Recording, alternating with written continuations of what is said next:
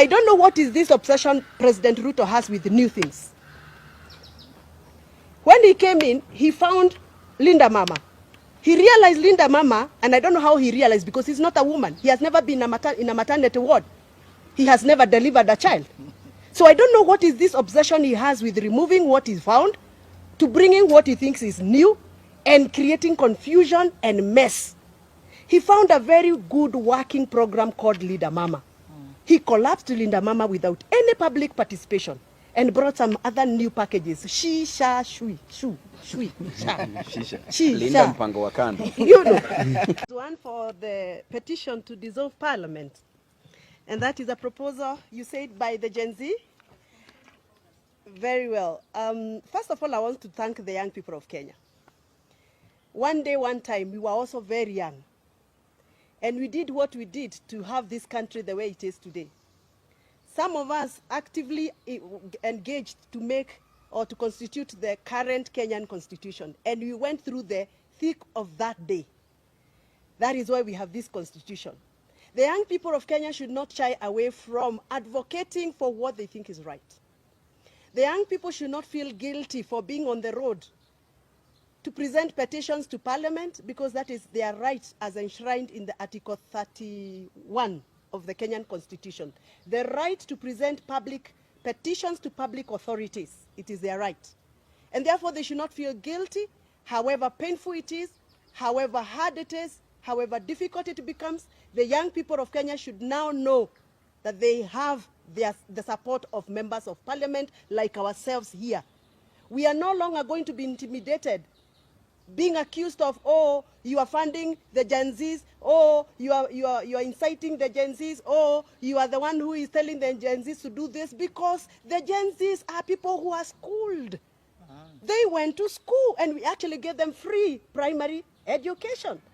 They are using what we gave them to ask and petition for what they constitutionally deserve.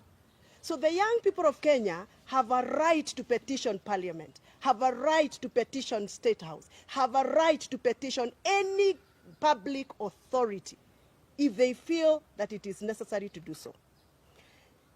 I honestly think that the kitchen of all problems in this country is Kenyan Parliament. Because it is Kenyan Parliament that make laws that are oppressive. It is Kenyan Parliament that made the faulty, the unconstitutional, the irregular Finance Bill 2023 that has since now been thrown out by the courts. It is the same Parliament that was attempting to make another irregular, unconstitutional Finance Bill 2024, which the greatest people of Kenya rejected. It is the same Parliament that is coming up with other laws like the livestock bill law, the privatization law that they made, and many other very oppressive laws. So if the Gen Zs feel that it is time for them to petition Parliament, they are welcome. It is within their rights. And we will support them if we so feel they are doing the right thing. So we want to tell the young people of Kenya, we are with you. We will support you. We will stand with you, as long as you're making the future of this country better. I would want to be an elderly woman in this country to enjoy what the Gen Zs are fighting today. And therefore, when I have the energy to do so, I will support them, I will fight for them, I will lobby for them, I will advocate for them, because I think they are doing the right thing. Last but not least, I would want to say this. I don't know what is this obsession President Ruto has with new things. When he came in, he found Linda Mama. He realized Linda Mama, and I don't know how he realized because he's not a woman. He has never been in a maternity ward. He has never delivered a child. So I don't know what is this obsession he has with removing what he found to bringing what he thinks is new and creating confusion and mess. He found a very good working program called Linda Mama. He collapsed Linda Mama without any public participation and brought some other new packages. Shisha, shui, shu, shui, sha. Shisha. Linda mpango wa kando. You know. I don't know what is this obsession he has that he has now to collapse the old funding model for our universities and bring a new model. And now he has created a whole total confusion. Our children are getting depressed because they don't even know whether they are going to report to school tomorrow. What is this whole obsession of new things?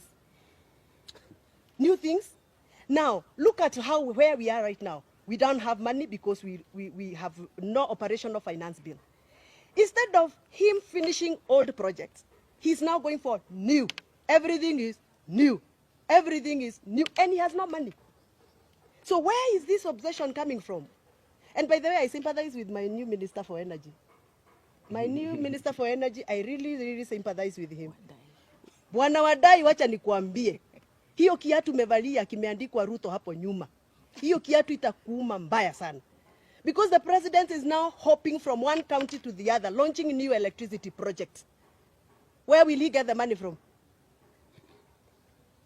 Atarudi kwa hiyo gari pale juu, ataanza kuambia wananchi, huyu Wadai nilimpatia kazi ya kuweka stima, nikaenda nikalaunch stima, lakini yeye hakufanya kazi. Wadai is actually cooked. I sympathize with him. I sympathize with my friend Mheshimiwa Badi, huyu wa treasury. Amepatiwa treasury na ni sufuria ambayo ilikuwa na ilikuwa na stew lakini imelambwa, hakuna. And what the president is doing now is going out promising, oh, I will do this project, I will do this project, na hakuna pesa. Alafu atarudi kwa hiyo ground come to campaign time. Ataambia watu, wewe huyu Badi nilimpatia kazi, amelemewa. Badi's sufuria is roasted. And they are not stealing corruption. Yeah. So anyway, we are summarizing and saying this. This is not the right time for president to go out launching projects. It is the right time for him to sit down, engage stakeholders, look for solutions for the pressing problems, and look for new ways of raising revenue for this country. He must engage. And there's somebody who asked me when I was coming here, now that you people are complaining things are not right, what solutions are you giving? What alternative solutions are you giving? Now listen to me. There is no president, there is no way the president will be roaming from one country to the other looking for jobs for our young people. But if you ask him for a database of how many engineers do you have in your country, tell me whether there is any database. If you went and found a request for how many mechatronics engineers do you have, we don't have a national database.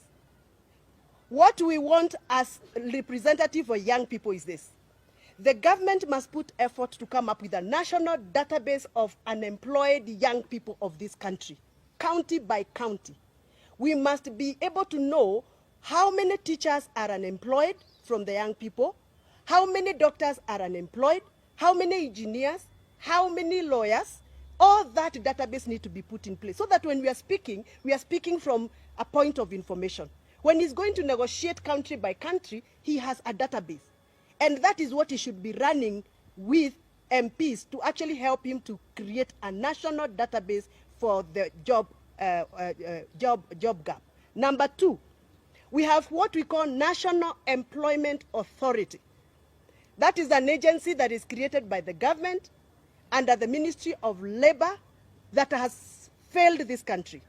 We need to start thinking of how we can revamp the National Employment Authority so that we can provide a better way of preparing the jobless young people into assimilation into the jobs. How do we do that?